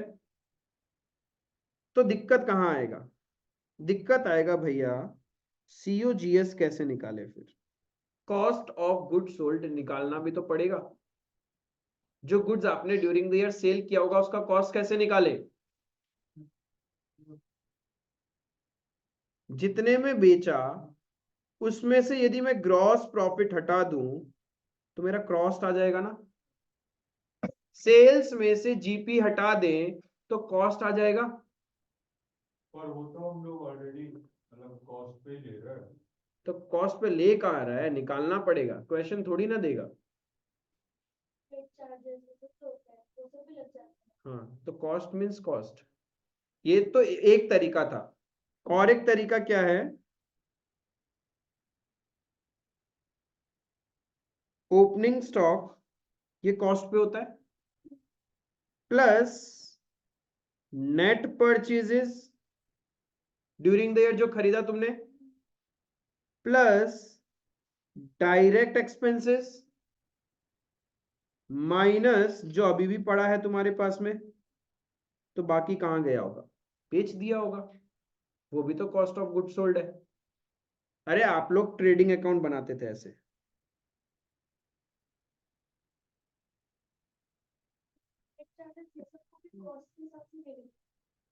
वो हमारा कॉस्ट में ही ऐड हो जाता है, वही तो हम रिकवर करते हैं हमारे कस्टमर से। ओपनिंग स्टॉक, सपोज तुम्हारे पास में 10 पैकेट मैगी था 10 रुपए का, तो दैट इज 100 रुपए का मैगी था तुम्हारे पास। ड्यूरिंग द ईयर तुमने कुछ नेट परचेजेस किया 1000 रुपए का मैगी और, ठीक है, यानी 1000 रुपए का मैगी मतलब 100 पैकेट मैगी और, यहाँ 10 पैकेट मैगी था, 100 पैकेट मैगी आपने और खरीदा। फिर खरीदा तो डायरेक्ट एक्सपेंसेस लग गए, रिक्शा भाड़ा वगैरह, गुड्स को घर तक लाने में, अज्यूमिंग 100 रुपए का डायरेक्ट एक्सपेंस लग गया, ठीक है। अभी भी आपके बिजनेस में 40 पैकेट मैगी पड़ा है, 40 पैकेट मैगी पड़ा है, ठीक है। एंड ड्यूरिंग द ईयर आपने सेल कितना पैकेट कर दिया होगा, मतलब टोटल कितना पैकेट सेल कर दिया होगा, 80 तक कैसे, इतना तो था ही नहीं। 10 पैकेट बिगनिंग में था, 100 पैकेट खरीदा तो 110 पैकेट, 110 में से 40 अभी भी पड़ा है, तो आपने 70 पैकेट सेल किया। सपोज मैं इस 70 पैकेट्स का सेलिंग प्राइस 1000 रुपए लिख दूं, तो प्रॉफिट कितना कमाया होगा, हाँ क्या बोल रहे हो, 200 300, तो तुमको ऐसा लग रहा है 10 रुपए में खरीदा तो 70 पैकेट का मैगी का कॉस्टिंग हुआ 700 रुपए, तुमने 1000 में सेल किया तो 300 अर्न किया, लेकिन 100 रुपए ट्रांसपोर्टेशन भी तो लग गया था, तो ग्रॉस प्रॉफिट तुम्हारा कितना हुआ, ये हुआ, राइट। अब तुमसे कोई पूछता कॉस्ट ऑफ गुड्स सोल्ड, तो मैं बोल सकता था ना जो गुड्स बेचा उसका कॉस्ट कितना है, प्रॉफिट हटा दूं 800 रुपए, कॉस्ट ऑफ गुड्स सोल्ड 800 है, तो एक तरीका मैंने क्या लिखा, सेल्स माइनस ग्रॉस प्रॉफिट, और एक तरीका क्या लिखा, this plus this plus this minus this, सारा कॉस्ट एलिमेंट उठा लो, यही तो कॉस्ट एलिमेंट होता है तुम्हारा, इसको प्लस माइनस कर लो तभी भी तो कॉस्ट ऑफ गुड्स सोल्ड आ जाएगा। क्लियर है, दोनों करके देख लो, 1000 माइनस 200 800 आ रहा है, 100 प्लस 1000 प्लस 100 माइनस 400 तभी भी 800 ही आएगा। इज इट क्लियर, तो कॉस्ट ऑफ गुड्स सोल्ड इस तरीके से निकलता है, कोई दिक्कत, दिमाग में सेट रहेगा, उतार लो, नहीं उतारोगे तो कैसे चलेगा बाबा, फ्रॉम ऑपरेशन बात एक ही है, कॉस्ट ऑफ गुड सोल्ड बोलो, cost of revenue from operation बोलो, कॉस्ट ऑफ सेल्स बोलो, एक ही बात है, अलग अलग जगह अलग अलग तरीके से नाम यूज करते हैं। टीना खितावत, खितावत टीना, छोटू टीना, जीना टीना, कैसे भी बोलो, कितना नाम से बुलाएगा, आएगा तो तुम ही ना।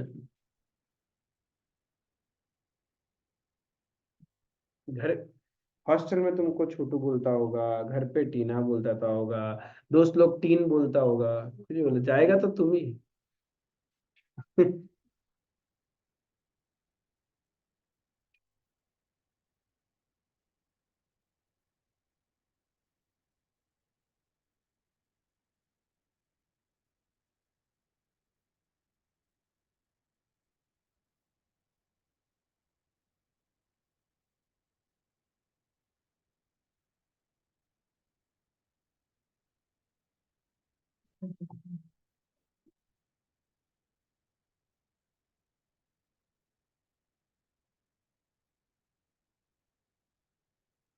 और एवरेज इन्वेंट्री कैसे निकलेगा?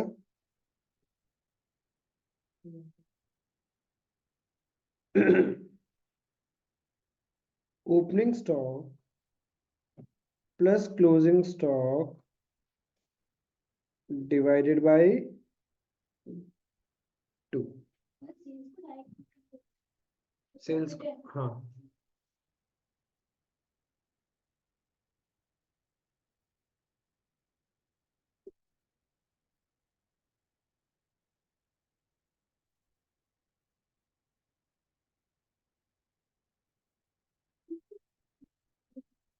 क्या चीज? डायरेक्ट इनकम क्या होता है? डायरेक्ट, हाँ, नहीं, ग्रॉस प्रॉफिट को तुम इनकम बोल रहे हो। इनकम बेसिकली जितना सेल्स तुम किया उसमें से जब कॉस्ट माइनस करता है तब इनकम फाइंड आउट होता है। हाँ,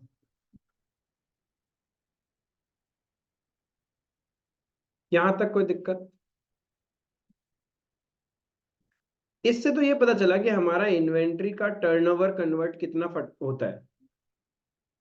लेकिन बिजनेसमैन को और एक इंपॉर्टेंट चीज जानना होता है, दैट इज इन्वेंट्री एक बार आया वो कितना समय तक तुम्हारे बिजनेस में रुकता है, यानी कितना फटाफट रोटेट हो रहा है वो, उसको हम लोग बोलता है इन्वेंट्री होल्डिंग पीरियड। हर बिजनेसमैन सोचता है कि जितना कम हो उतना अच्छा, कि आया और बिक जाए, आए और बिक जाए, क्योंकि सिर्फ इन्वेंट्री टर्नओवर रेशियो से कुछ नहीं होगा जब तक बिजनेसमैन ये पता नहीं करेगा कि उसका इन्वेंट्री होल्डिंग पीरियड क्या है। शायद टर्नओवर में तो ठीक ही हो रहा है फटाफट, लेकिन बहुत धीरे हो रहा है, तो वैसा टर्नओवर का भी क्या फायदा? इन्वेंट्री होल्डिंग पीरियड कम होना चाहिए। अब इन्वेंट्री होल्डिंग पीरियड का मतलब हो गया, कुछ लोग मंथ्स में इंटरप्रिटेशन करते हैं, कुछ लोग डेज वाइज कैलकुलेट करते हैं कि मेरे पास एक बार खरीदा कितना दिन में हम बेच देते हैं, या फिर हम कितना महीने में सेल कर देता है। क्लियर है? इफ क्वेश्चन आपसे इन डेज पूछेगा तो कैसे निकालेंगे? 365 एक साल में डेज इतना ही होता है, divided by inventory turnover ratios. तो ऑन एन एवरेज एक बार का परचेज में इन्वेंट्री कितना टाइम तक ब्लॉकेज रहेगा वो पता चल जाएगा। फिर इन मंथ्स पूछेगा तो क्या करेंगे? 12 divided by inventory turnover ratio.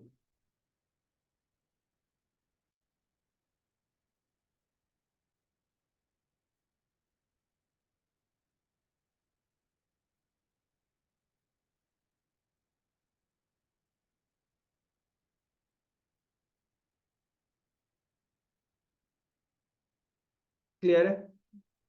Inventory turnover ratio दिमाग में सेट हुआ? कैसे निकालेगा अपन?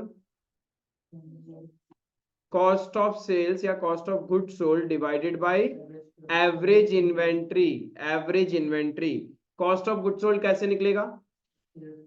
सेल्स माइनस जीपी, या फिर opening stock plus net purchase plus direct expense minus closing stock. ठीक है? एवरेज इन्वेंट्री कैसे आएगा? Opening stock plus divided by 2। Clear है? इन्वेंट्री होल्डिंग पीरियड पूछ लिया आपसे, तो कैसे निकालना है? 365 by inventory turnover ratio days में पूछा तो, और मंथ्स में पूछा तो 12 by inventory turnover ratio. Clear है ये चीज? इसी तरीके से आपका नेक्स्ट रेशियो है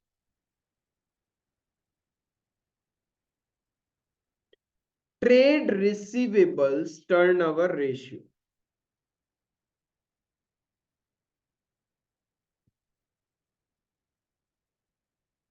जिसको हम लोग डेटर भी बोलते हैं। ट्रेड रिसीवेबल्स बोलो या डेटर बोलो, टर्नओवर रेशियो।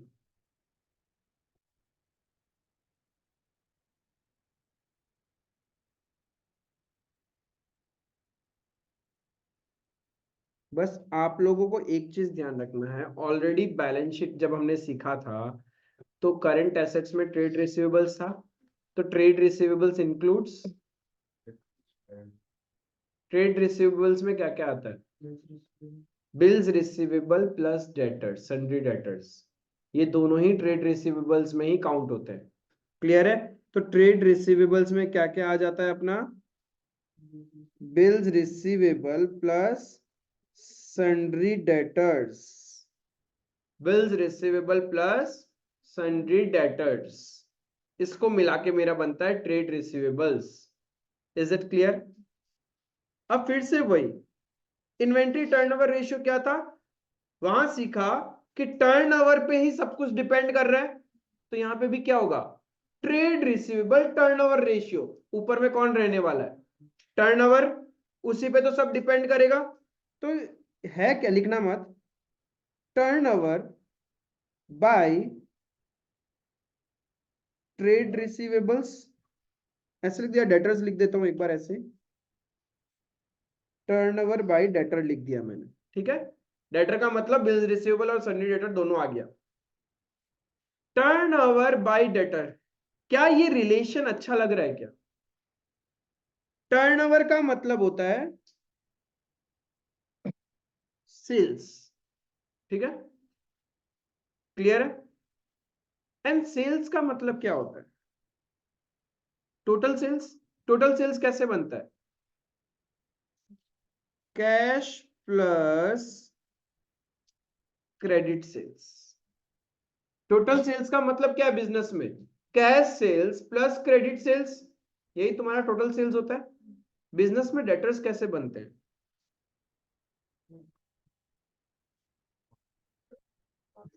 यस, जिसको हमने क्रेडिट सेल्स किया है। बेसिकली जब हम डेटर की बात करते हैं तो we talk about credit sales, है ना, तभी तो हमारे बिजनेस में डेटर्स बनते हैं। When you make credit sales तभी तो बुक्स में डेटर आएगा, कैश सेल्स करने से डेटर आता है क्या?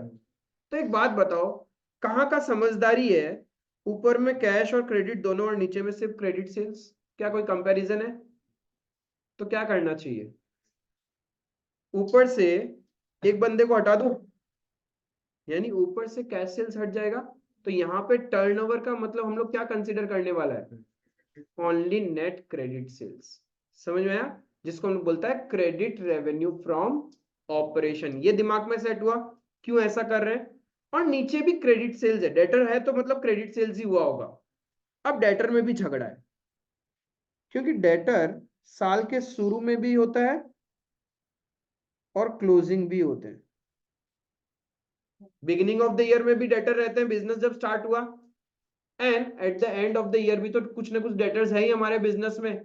फिर दोनों में झगड़ा, ময়জাম কি করি, দুটা ক্লয়জাম, एवरेज করে দিম, opening plus closing divided by 2। तो फॉर्मूला बताओ क्या बना फिर, डेटर्स। समझ आया, net credit sales divided by average trade receivables, यही तो फॉर्मूला है। क्लियर है लॉजिकली? तो अपना फॉर्मूला क्या है, नेट क्रेडिट सेल्स, उसी में आ जाता है, डेटर्स में ही आ जाता है। डेटर्स में यदि इफ अलग से क्वेश्चन में दिया होगा उसको हम लोग ऐड करेगा, काउंट करेगा। नेट क्रेडिट सेल्स लिखूं या फिर net credit revenue from operation, अलग बात है क्या, ठीक है, अलग बात है क्या, net credit revenue from operation या नेट क्रेडिट सेल्स बात एक ही है। आपने बोला ना trade receivables to bills receivables plus sundry debtors, हाँ, जैसे से क्या बोला, वो काउंट करेंगे हम, यदि क्वेश्चन में होगा तो उसको ऐड करेंगे। एवरेज ट्रेड रिसीवेबल्स निकालने के लिए बिल्स रिसीवेबल और सन्नी डेटर दोनों को कंसीडर करेंगे, ठीक है, divided by average trade receivables.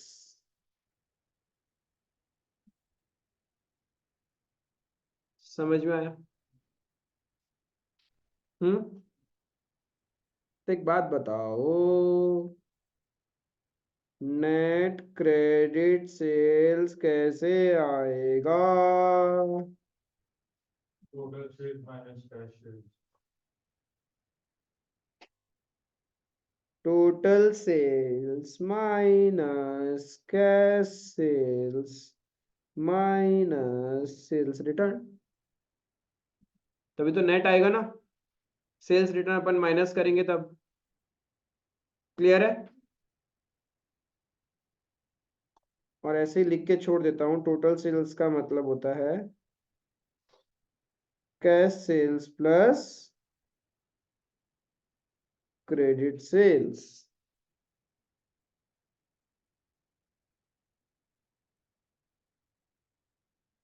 हाल तो इस चैप्टर को वो बोलते हैं, ऐसा है वैसा है, इतना फॉर्मूला है, नाम में ही सब कुछ है, लॉजिकली ऊपर नीचे चीजें आई है, क्योंकि रिलेशन बनाना है तो रिलेशन तो बराबर के बीच में बनेगा। क्या रह गया? Average trade receivables, average trade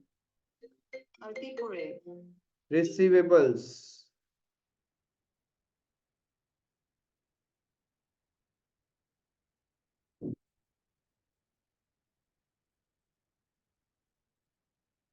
average trade receivables, ये कैसे निकलेगा? अरे अरे, क्रेडिट सेल्स नहीं, opening trade receivables plus closing trade receivables divided by 2, तो एवरेज आ जाएगा, opening plus closing divided by 2,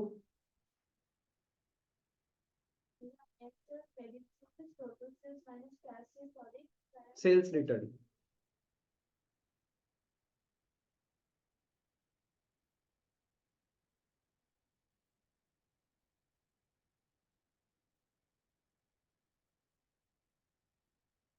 कितना क्रेडिट सेल्स हमारे टोटल टर्नओवर में था उससे मैटर नहीं करता, मैटर करता है कि आपका पैसा एक बार क्रेडिट सेल्स होने पे कितना डेज में आप रिकवर कर लेता है।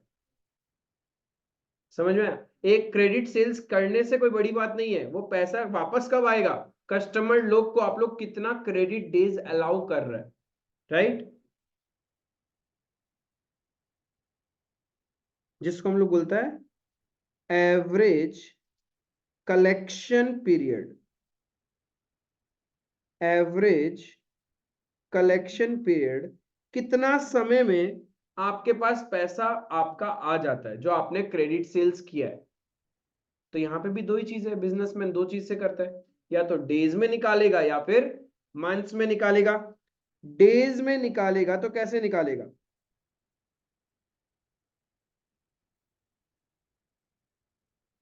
Three 365 by, yes, trade receivable turnover ratio, और यही चीज उसको मंथ्स में निकालना हुआ तो वो क्या करेगा? 12 by trade receivables turnover ratio. Clear है ये चीज? देखो, स्लो एंड स्टडी तीन ही रेशियोज मेरे को डिस्कस करने थे, क्योंकि ये कनेक्टेड है, एक समझ में आता तो दूसरा धीरे धीरे समझ में आने लगता है, इसलिए एक साथ ये तीन रेशियोज करेंगे। अभी तो दो ही किया, ज्यादा नहीं किया। Inventory turnover ratio, trade receivables turnover ratio, दोनों का लॉजिक क्लियर है, क्यों ऊपर में क्या ले रहे हैं नीचे में क्या ले रहे हैं सब कुछ क्लियर है। Inventory holding period, average collection period, ये सब क्लियर है, ठीक है। इन्हीं से मिलता जुलता है तुम्हारा ट्रेड पेबल्स टर्नओवर रेशियो, एकदम सेम ऐसा ही है। आप लोग ही बता पाओगे कि क्या हो रहा है। ट्रेड पेबल्स या फिर creditors turnover ratio, trade payable बोलो या क्रेडिटर टर्नओवर रेशियो बोलो, बात एक ही है। तो यहाँ पे टर्नओवर ऊपर होगा या नीचे होगा? टर्नओवर लिखना मत ये,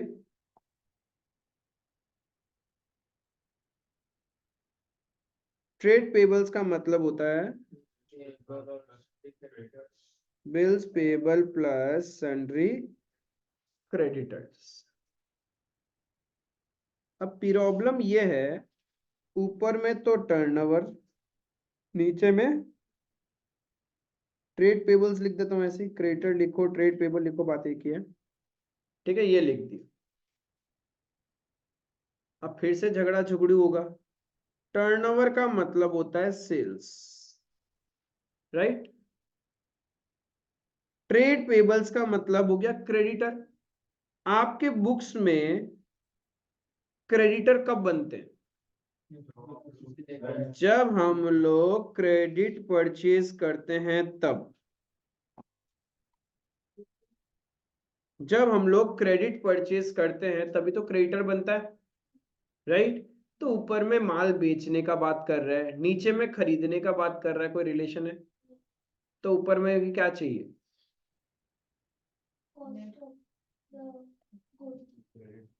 क्रेडिट परचेज चाहिए, तभी तो हम लोग नीचे क्रेडिटर को रख पाएगा। क्रेडिट परचेज का रिलेशन क्रेडिटर के साथ, हाँ ठीक है, दोनों एक दूसरे से कनेक्टेड है, बट सेल्स और क्रेडिटर तो नहीं कनेक्टेड है ना। क्लियर है? इसीलिए भी consider net credit purchase divided by में झगड़ा आ गया, क्योंकि ये ओपनिंग भी होता है क्लोजिंग भी होता है। साल के बिगिनिंग में भी क्रेडिटर रहते हैं, ईयर एंड में भी होते हैं, तो क्या करेंगे फिर? एवरेज ले लेंगे, बन गया फॉर्मूला। सो सिंपल, इतना इजी तो फॉर्मूला है। क्या होगा? नेट क्रेडिट परचेजेस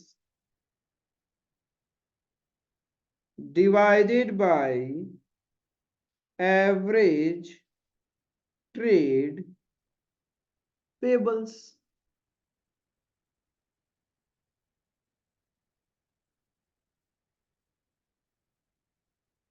क्लियर है? क्योंकि नीचे क्रेडिटर है तो ऊपर में हमें सेल्स का जरूरत ही नहीं है, हमें तो परचेज का जरूरत है। और परचेज में भी टोटल परचेज थोड़ी लेंगे, सिर्फ क्रेडिट परचेज लेंगे, बिकॉज टोटल परचेज क्या होता है?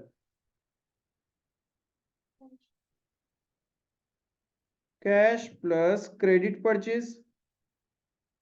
तो हमें कैश परचेज तो लेना ही नहीं है। कैश परचेज में क्रेडिटर्स आते हैं क्या? कभी आएंगे ही नहीं। तो we will always consider credit purchase. Clear है? टोटल नेट परचेज तो माइनस परचेज रिटर्न।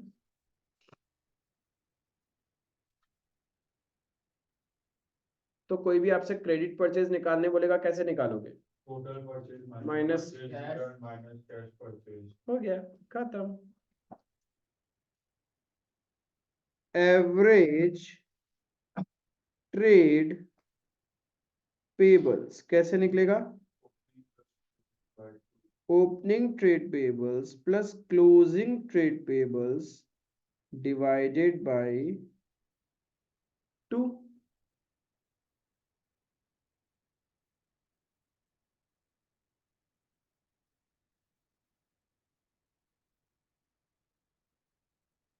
लेकिन यहीं पे कहानी थोड़ी रुक जाएगा। कितना टाइम में हम लोग पेमेंट करते हैं, कितना नंबर ऑफ डेज का अंदर में हम लोग पे कर देगा, या फिर कितना नंबर ऑफ डेज का क्रेडिट आपको अलाउड है। तो इसके लिए हम लोग क्या निकालेगा? Yes, average payment period. ये भी वही सेम कहानी, डेज हुआ तो क्या करेंगे? 365 divided by trade payables turnover ratio. और इन मंथ्स आपको कोई कैलकुलेट करने बोले तो 12 by trade payables turnover ratio. I hope आपको ये तीनों चीजें समझ में आया, बिकॉज इफ ये तीनों नहीं समझ में आएगा तो हम लोग नेक्स्ट क्लास में इससे रिलेटेड क्वेश्चंस करने में तकलीफ होगा। योर टास्क विल बी, आप इतना प्रॉपरली रिवाइज कर लेना अच्छे से, ठीक है, कि practicing liquidity and solvency ratios. उसमें कोई डाउट हो तो मेरे पास लेके आना। Next class we will be doing question on these 3 ratios. फिर बचा हुआ टाइम, भैया हाँ आप बोला कि नेट क्रेडिट परचेज, लेकिन आप तो यहाँ पे टोटल परचेज का निकाले, तो यहाँ पे तो अगर हम लोग को नेट क्रेडिट परचेज निकालना है तो कैश को हटाना ही पड़ेगा। तो वही तो बोला था, अच्छा ठीक है। तो क्रेडिट परचेज कैसे निकलेगा? टोटल परचेज में से कैश परचेज माइनस कर दो और परचेज रिटर्न माइनस कर दो, तो निकल जाएगा नेट क्रेडिट परचेज। समझा? हाँ तो बस इससे रिलेटेड नेक्स्ट क्लास में क्वेश्चन करता है, फिर धीरे और आगे बढ़ेगा। That's all for today. Thank you.